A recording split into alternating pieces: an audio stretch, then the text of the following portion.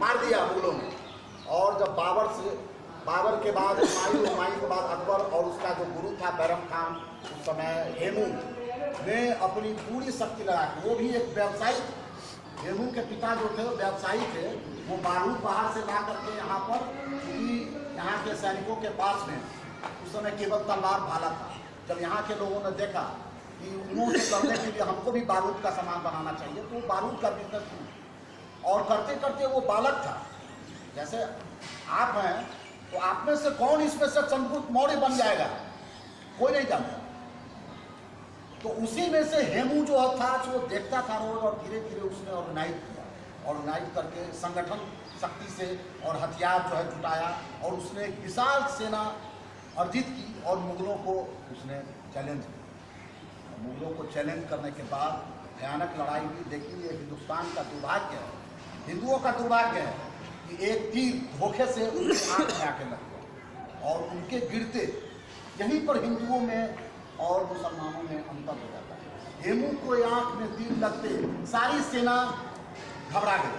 कोई ऐसा नेतृत्व सेकेंड लाइन ऑफ डिफेंस नहीं था जो कि हेमू के घायल होने के बाद उस जीतती हुई सेना को पहले विजय के पथ पर ले जाता।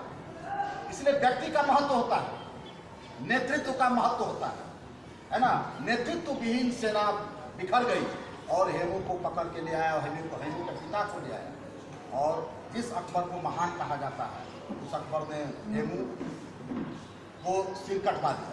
हेमू का सिर वहीं पर काट दिया गया, घायल हेमू जिसके आंख से खून बह रहा था, उसको काट दिया गया। उसके बाद बारी आई उनके पिता की, बूढ़े पिता की, जो 60 साल से ज़्यादा उम्र के थे। उनको कहा गया कि इस्लाम कबूल करोगे कि नहीं करोगे। उन्होंने कहा कि जब मेरा बेटा चला गया देश और समाज और धर्म के लड़ते हुए, तो हम कहाँ से इस्लाम कबूल करें। और बैरम खान अकबर के आदेश पर उस बूढ़े व्यक्ति को जो घायल भी था और सामने उसके पुत्र की लाश थी, वहाँ पर उसका भी सिर काट दिया।